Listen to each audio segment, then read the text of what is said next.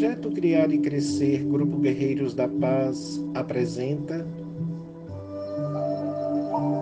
Reflexões Edificantes, baseado no livro Jesus no Lar, de Neio Lúcio Espírito, psicografado por Francisco Cândido Xavier.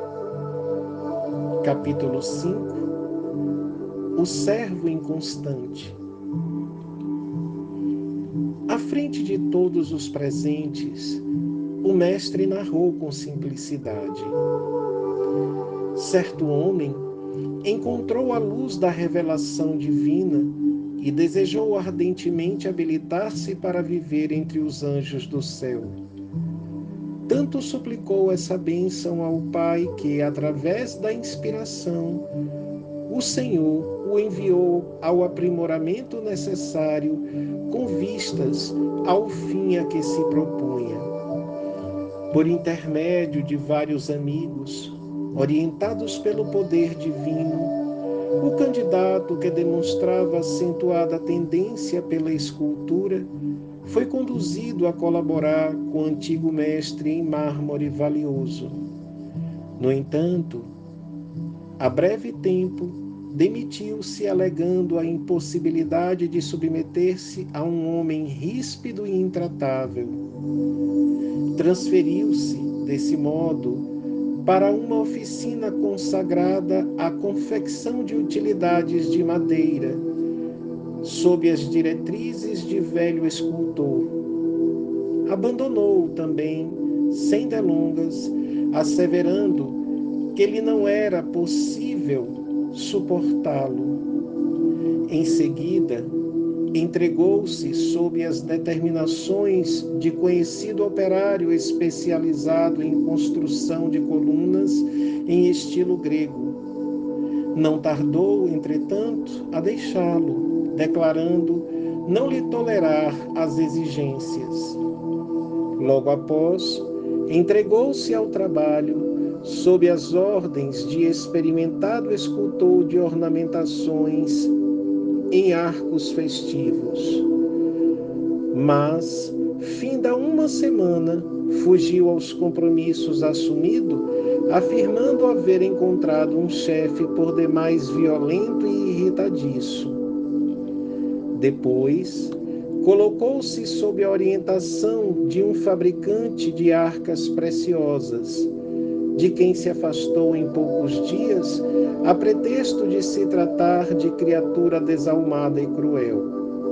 E assim, de tarefa em tarefa, de oficina em oficina, o aspirante ao céu dizia invariavelmente que lhe não era possível incorporar as próprias energias à experiência terrestre por encontrar em toda parte o erro, a maldade e a perseguição nos que o dirigiam, até que a morte veio buscá-lo à presença dos anjos do Senhor. Com surpresa, porém, não os encontrou tão sorridentes quanto aguardava. Um deles avançou triste e indagou: Amigo, por que não te preparaste ante os imperativos do céu? O interpelado, que identificava a própria inferioridade nas sombras em que se envolvia, clamou em pranto que só havia encontrado exigência e dureza nos condutores da luta humana. O mensageiro, no entanto, observou com amargura: O Pai chamou-te a servir em teu próprio proveito e não a julgar. Cada homem dará conta de si mesmo a Deus. Ninguém escapará à justiça divina que se pronuncia no momento preciso. Como pudeste esquecer tão simples verdade dentro da vida? O malho bate a bigorna. O ferreiro conduz o malho. O comerciante examina a obra do ferreiro. O povo dá opinião sobre o negociante, e o Senhor, no conjunto, analisa e julga a todos. Se fugiste a pequenos serviços no mundo, sob a alegação de que os outros eram incapazes e indignos da direção, como poderás entender o ministério celestial? E o trabalhador inconstante passou as consequências de sua queda impensada. Jesus fez uma pausa e concluiu: quem estiver sob o domínio de pessoas enérgicas e endurecidas na disciplina, excelentes resultados conseguirá recolher se souber e puder aproveitar-lhes a aspereza, inspirando-se na madeira bruta ao contato da plaina benfeitora.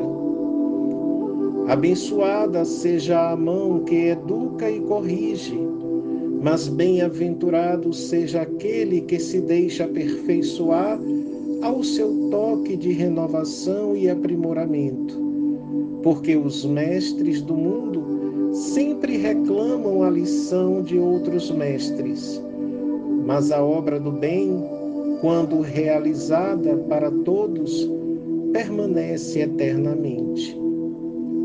Neio Lúcio.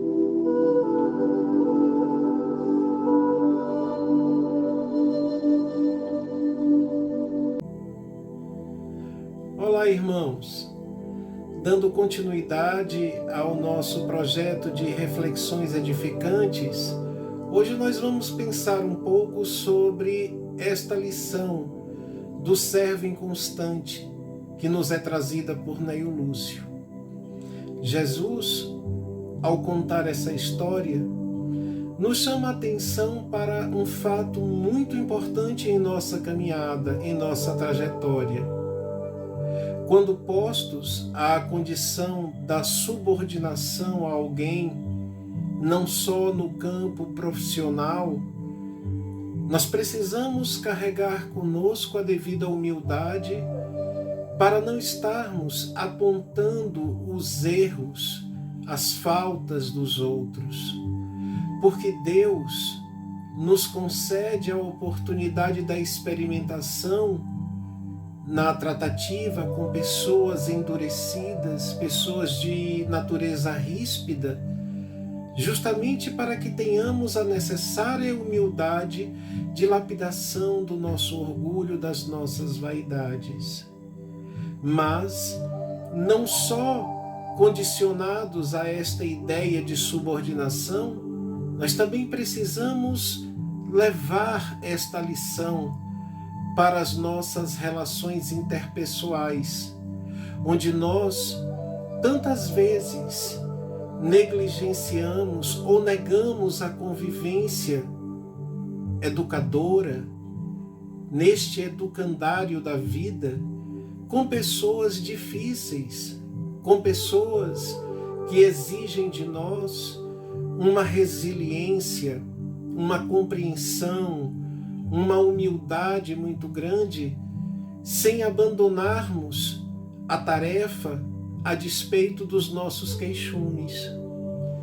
É preciso que nós saibamos que aquela experimentação árdua, difícil, ela nos traz aprendizados. Certamente, não devemos nos submeter a relações tóxicas, doentias, nocivas, para galgarmos degraus de evolução. A estes reservamos uma prece, o perdão, deixando-os seguirem em sua trajetória de tirania. Mas a nós é reservado o dever de pensarmos e observarmos atentamente para não estarmos num processo de volatilidade, num processo de mudança constante de pessoas, acreditando que o defeito está sempre no outro. Se aproveitarmos a condição difícil que o outro traz, dentro dos limites do respeito próprio, sem nos submetermos a humilhações, mas serenamente entendendo a dureza, a rigidez com que os outros tentam nos ensinar o ofício de suas naturezas, nós lograremos êxito em nossa caminhada. Não estaremos, a despeito destes comportamentos agressivos, destes comportamentos rudes, nos apartando das pessoas e deixando de aprender com o que de bom elas têm, com o que de bom elas nos podem ensinar. Jesus nos diz que é bendito aquele que educa, aquele que tem rigidez para nos aprimorar no caminho. Mas são bem-aventurados aqueles que aceitam a possibilidade de transformação, experienciando a fé, a humildade, o perdão, a resiliência. Por isso, meus irmãos, não esqueçamos jamais de que cabe a Deus julgar o comportamento alheio, não a nós, porque assim nós perdemos precioso tempo medindo os erros dos nossos irmãos e deixando de crescer, de galgar degraus evolutivos, de edificar futuro próspero, luminoso para nós. Tenhamos um coração sereno para não nos deixarmos contaminar pelas imperfeições alheias, pela rudez alheia, mas para amealhar aquilo que de bom nos é trazido naquela experiência probatória com aqueles que são postos em nosso caminho. Desta forma, busquemos todos os dias o exercício da humildade e da constância no nosso crescimento.